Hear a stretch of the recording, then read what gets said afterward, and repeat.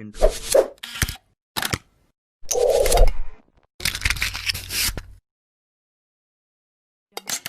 Assalamualaikum warahmatullahi wabarakatuh.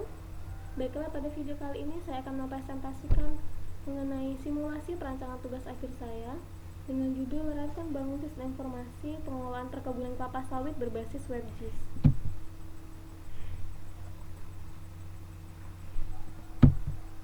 Jadi, TA ini terdiri dari 5 bab, yaitu bab pertama pendahuluan, bab kedua tinjauan pustaka, bab ketiga analisis dan perancangan sistem, bab keempat hasil dan pembahasan, serta bab 5 adalah penutup. Pertama kita akan membahas mengenai bab 1, yaitu pendahuluan. Di sini terdapat latar belakang. Jadi apa sih yang melatar belakangi pengangkatan judul TA ini? Yang pertama yaitu perkembangan industri kelapa sawit di tanah air itu mengalami pertumbuhan setiap tahunnya. Dan peningkatan terjadi baik luas area maupun produksi kelapa sawit seiring dengan meningkatnya kebutuhan masyarakat serta ekspor. Nah, seperti kita ketahui bahwa Indonesia merupakan negara penghasil minyak terbesar. Produksi CPO di Indonesia itu berdasarkan data USDA mencapai 41,5 juta ton dan diperkirakan akan meningkat menjadi 43 juta ton. Dan yang kedua itu untuk menjaga produktivitas serta kualitas hasil panen, maka perlu dilakukannya analisis potensi hasil guna, memantau perkembangan tanaman serta memprediksi hasil panen. Dan yang ketiga dengan menggunakan SIG-nya atau sistem informasi geografis, karena dengan perangkat ini mampu memvisualisasikan data-data spasial dalam format yang tepat sehingga interpretasi data spasial menjadi mudah untuk dipahami. Nah, seperti kita lihat di sini bahwa peta wilayah persebaran sawit di Indonesia itu sangat luas, jadi sangat disayangkan apabila dalam pengelolaan perkebunannya itu tidak maksimal atau tidak dapat menghasilkan potensi kelapa sawit yang mumpuni. Maka dengan adanya sistem informasi geografis ini diharapkan dapat membantu perusahaan dalam proses pengelolaan data perkebunan serta dapat membantu memvisualisasikan lahan perkebunan dalam bentuk peta digital. Untuk membangun suatu informasi geografis ini dibutuhkan suatu perancangan sistem yang terarah. Oleh karena itu, pada tugas akhir ini mengangkat judul tentang rancang bangun sistem informasi pengelolaan perkebunan kelapa sawit berbasis WebGIS. Jadi perumusan masalah pada TA ini yaitu bagaimana sih cara merancang sistem informasi geografis untuk pengelolaan perkebunan kelapa sawit berbasis web-based ini. Tujuan dari tugas akhir ini untuk membuat suatu rancangan sistem informasi geografis untuk pengelolaan perkebunan kelapa sawit berbasis online atau web-based, yaitu WebGIS. Selanjutnya yaitu batasan masalah. Jadi laporan ini hanya membahas tentang perancangan pembuatan sistem informasi pengelolaan perkebunan kelapa sawit berbasis WebGIS. Yang kedua, sistem informasi ini untuk pengelolaan perkebunan kelapa sawit sebatas permodelan dan analisis sebagai dasar pengambilan keputusan yang lebih baik dan akurat dalam rangka meningkatkan kinerja pengelolaan perkebunan kelapa sawit. Dan yang ketiga, sistem ini hanya menampilkan informasi perkebunan dan memudahkan setiap petugas dalam pengolahan data dengan menggunakan metode precision farming. Nanti akan dijelaskan mengenai metode ini atau metode precision farming ini. Yang kedua yaitu bab 2 tinjauan pustaka. Maka di sini saya mengambil dari 3 jurnal. Yang pertama yaitu Sistem Informasi Geografis Pemetaan Potensi SMA atau SMK berbasis web yang ditulis oleh Erna dan Eko tahun 2017. Yang kedua itu penelitian yang sama ditulis juga oleh Haris, Ilham, dan Fajri pada tahun 2016 dalam jurnalnya yang berjudul Perancangan Sistem Informasi Geografis Lapangan Futsal Kota Padang berbasis web. Dan yang ketiga yaitu jurnal mengenai perancangan sistem menggunakan permodelan UML yang ditulis oleh Sutejo tahun 2016 dalam jurnalnya yang berjudul Pemodelan UML Sistem Informasi Geografis Pasar Tradisional Kota Pekanbaru. Ya. Nah, kesimpulan dari ketiga jurnal tersebut bahwa permodelan UML dapat digunakan untuk menentukan, memvisualisasikan, membangun dan mendokumentasikan suatu sistem informasi atau aplikasi perangkat lunak lainnya. Dan yang selanjutnya itu bab 3, analisis dan perancangan sistem. Di sini terdapat tinjauan umum. Jadi tinjauan umumnya adalah perancangan sistem ini merupakan sistem informasi geografis untuk pengelolaan perkebunan kelapa sawit yang sebatas permodelan atau analisis sebagai dasar pengambilan keputusan lebih akurat dan lebih baik dalam rangka meningkatkan kinerja pengelolaan perkebunan kelapa sawit. Nah, SEG sendiri itu membantu untuk memvisualisasikan lahan perkebunan dalam bentuk peta digital berdasarkan data citra satelit serta pengembangan website yang memanfaatkan data keruangan untuk menjaga produksi sawit dan memantau lahan perkebunan yang berkelanjutan ya, sehingga mendapatkan rekomendasi pupuk berdasarkan usia rata-rata yang nantinya akan menentukan hasil panen dari kebun sawit itu sendiri. Selanjutnya adalah analisis sistem. Di sini terdapat sistem lama dan sistem baru yang akan kita usulkan nantinya. Di mana sistem lama hanya 30% ya efisiensinya, sedangkan sistem baru nanti kita akan bangun menjadi 80%. Pertama yaitu analisis sistem lama, di mana sistem lama ini keadaan di mana proses pengelolaannya itu masih dilakukan secara manual, di mana hampir seluruh bagian lahan mendapatkan perlakuan yang seragam.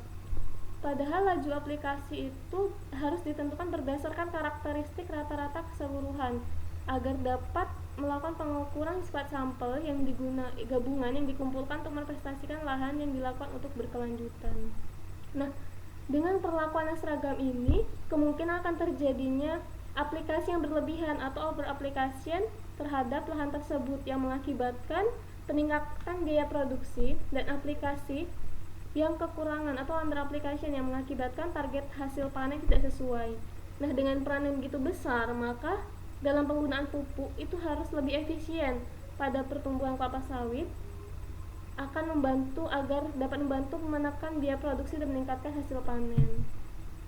Nah, pada sistem baru yang diusulkan itu, sistem barunya dirancang agar perusahaan dapat menampilkan informasi perkebunan yang memudahkan setiap petugas dalam pengolahan data, sehingga diharapkan petugas dapat memonitoring informasi data dan menggunakan pendekatan precision farming yang dapat menentukan variabel yang dapat digunakan seperti jenis tanah, usia tanaman, luas area perkebunan, dan jumlah pokok tanaman sawit itu sebagai tolak ukur dalam menentukan perhitungan dan pengambilan keputusan yang nantinya akan digunakan sebagai analisis kebutuhan dosis pupuk. Nah, untuk perbandingan sistem mengenai sistem lama dan sistem baru, di sini saya menggunakan metode PISIS yang akan menampilkan performance, information, economic, controlling, serta efisiensi. Pada sistem lama, performance itu proses pemantauan perkebunan masih dilakukan oleh petugas, jadi masih sangat manual ya. Namun pada sistem baru, proses pemantauan perkebunan itu sudah melalui website. Yang pada information, sistem lama itu informasi data mudah hilang karena masih menggunakan pencatatan manual dan tidak akurat. Namun pada sistem baru, informasi yang dibutuhkan itu mudah ketika kita akan mengaksesnya, dan kemungkinan data hilang itu sangat kecil, sehingga informasi ini dapat diakses kapanpun dan dimanapun. Untuk ekonomik, tentu saja sistem lama memakan banyak sumber daya seperti tenaga, kertas, dan waktu.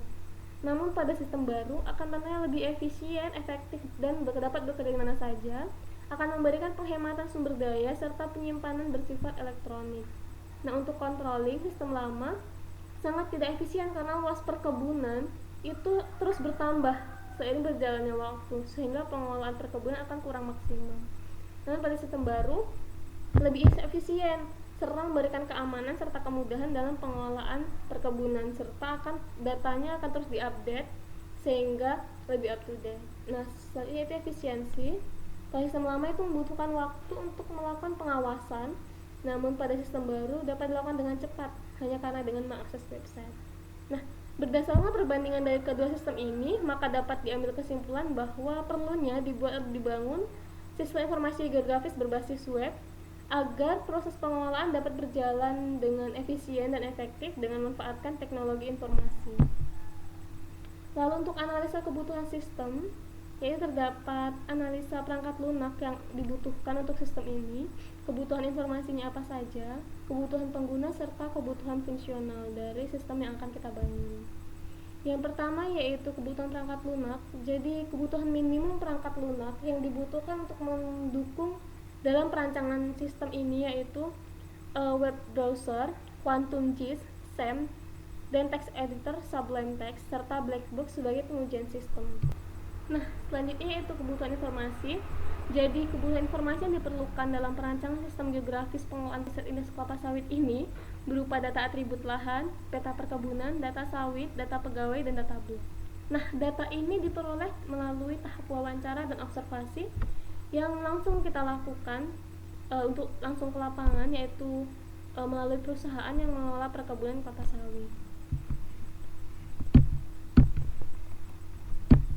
Selanjutnya yaitu kebutuhan pengguna. Nah, pada perancangan sistem informasi geografis ini terdapat beberapa aktor yang terlibat di dalamnya, antara lain yang pertama yaitu admin, yang merupakan staf perusahaan sawit yang mempunyai wewenang untuk mengontrol atau mengolah kontrol panel dan hak akses pada website. Yang kedua yaitu user, untuk melakukan analisis rekomendasi pemupukan yang proses perhitungannya itu dilakukan secara online. Nah, yang ketiga yaitu kebutuhan selanjutnya yaitu kebutuhan fungsional.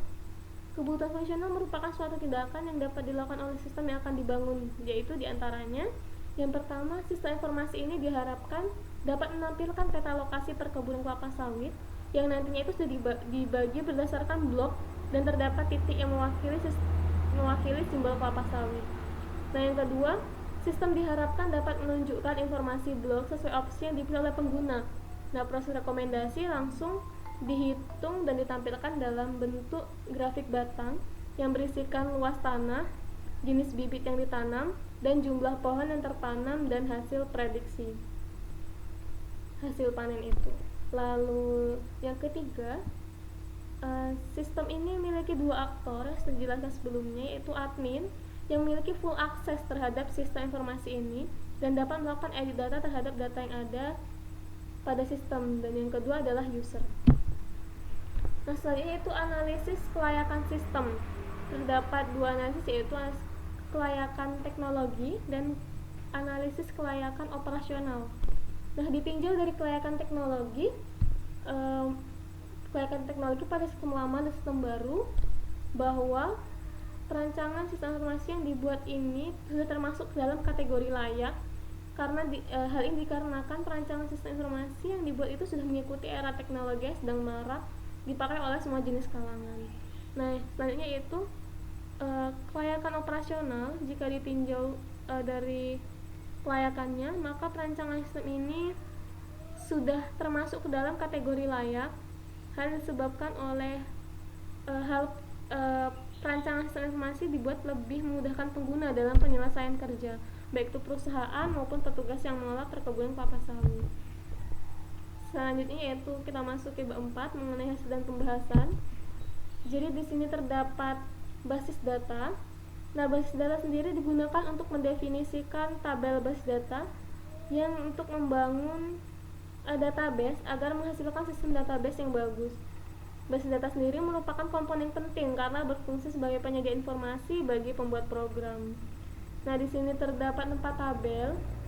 Yang pertama adalah tabel pengguna yang terdiri dari 7 field dengan tipe data panjang serta keterangan, dan primary key-nya adalah ID pengguna. Yang kedua itu tabel sawit, yaitu sama dengan 7 field dengan primary key-nya adalah longitude dengan tipe datanya adalah double.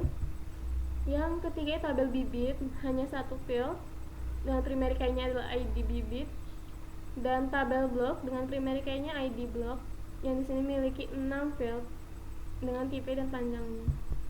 Lalu perancangan sistem, pada tahapan ini dilakukan perancangan sistem sesuai dengan analisis yang telah dilakukan. Nah, perancangan ini meliputi perancangan antarmuka website atau desain interface-nya, perancangan basis data, dan perancangan sistem. Nah, perancangan sistem ini terdapat 2 hak akses. Yang pertama yaitu admin dan user. Nah, untuk perancangan sistem akan disajikan dalam bentuk DFD atau data flow diagram, yang kedua IRD, entity relationship diagram, dan class diagram. Yang pertama yaitu data flow diagram atau DFD, dan ini adalah tampilan diagram konteks level 0. Nah, diagram konteks ini pengolahan untuk memperlihatkan aliran data. Pada sistem yang kedua terdapat 2 entitas, yaitu admin dan user, yang memiliki, sedangkan admin sendiri memiliki wewenang untuk mengelola kontrol panel dan hak akses pada website, sedangkan user untuk melakukan analisa rekomendasi pemupukan yang proses perhitungannya dilakukan secara online. Jadi dilihat di sini, untuk admin dan user itu harus login terlebih dahulu kepada sistem informasi pengelolaan perkebunan kelapa sawit. Dan nantinya admin akan menginputkan data atribut lahan dan sistem akan memberikan peta perkebunan kepada admin. Dan untuk user, setelah user login, maka sistem informasi akan memberikan data perkebunan atau informasi kepada user serta analisa perkebunan. Nah, yang kedua yaitu data flow diagram.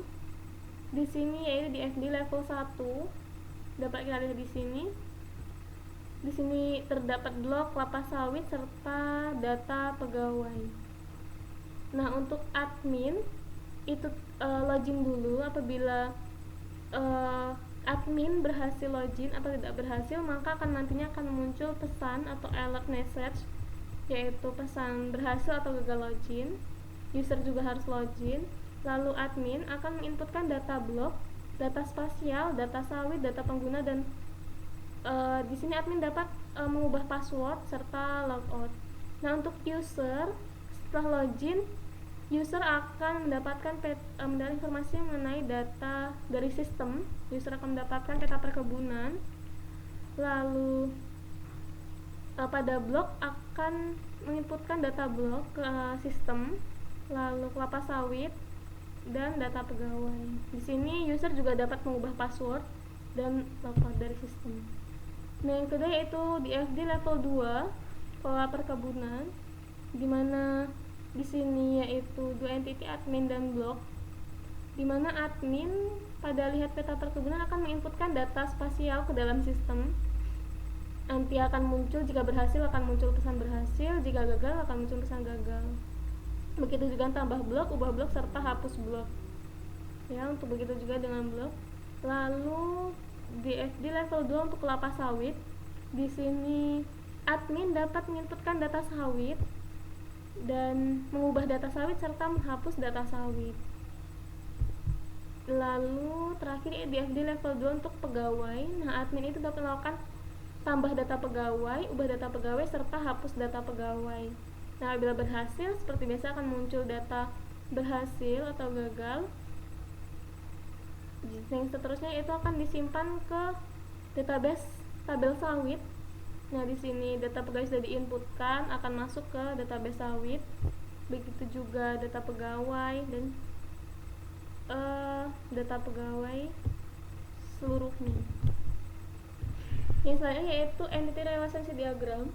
Jadi ERD ini digunakan untuk membangun basis data yang menggambarkan relasi atau hubungan dari dua tabel. Nah, ERD ini terdiri dari dua komponen utama, yaitu entitas dan relasi, hubungan antara entitas yang terjadi dalam sistem yang akan dirancang. Nah, jadi sawit memiliki jenis bibit. Nah, jenis bibit ini memiliki beberapa field. Lalu sawit memiliki blok dan pengguna, itu atau user. Jadi ERD ini dirancang berdasarkan basis data yang kita buat sebelumnya. Lalu kelas diagram merupakan database skema yang menggambarkan untuk menyusun database, dan ini juga berdasarkan database tadi dengan tipe data yang masing-masing. Terdapat 4 tabel tadi, yaitu jenis bibit, blok, sawit, dan pengguna. Selanjutnya yaitu perancangan desain antarmuka. Nah, yang pertama itu desain antarmuka halaman utama.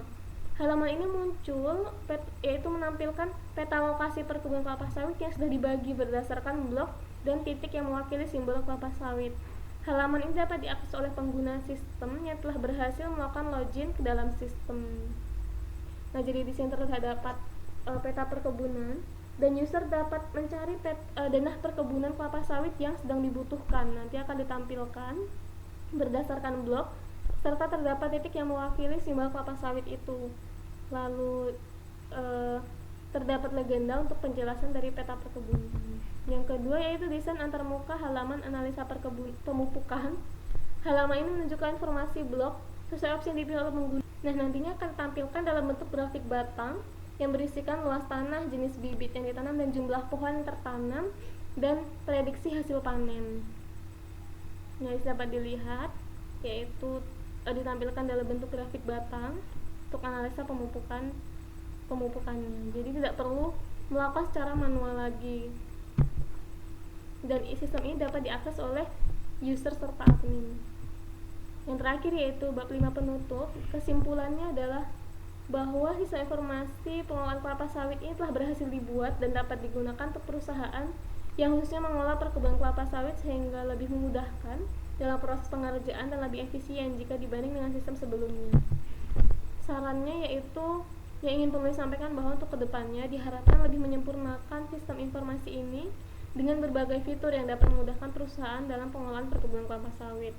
Yang kedua yaitu untuk lebih menyempurnakan sistem informasi yang telah dirancang untuk mengikuti perkembangan zaman, dan diharapkan perancangan ini lebih bisa dikembangkan menjadi versi mobile phone sehingga dapat diakses di mana saja dan kapan saja. Nah, mungkin ini dapat saya sampaikan mengenai presentasi simulasi tugas akhir saya. Atas kurang dan lebihnya saya mohon maaf, dan mohon maaf karena saya sedang tidak enak badan, jadi mungkin penjelasannya jadi kurang jelas. Akhirul kalam, wassalamualaikum warahmatullahi wabarakatuh.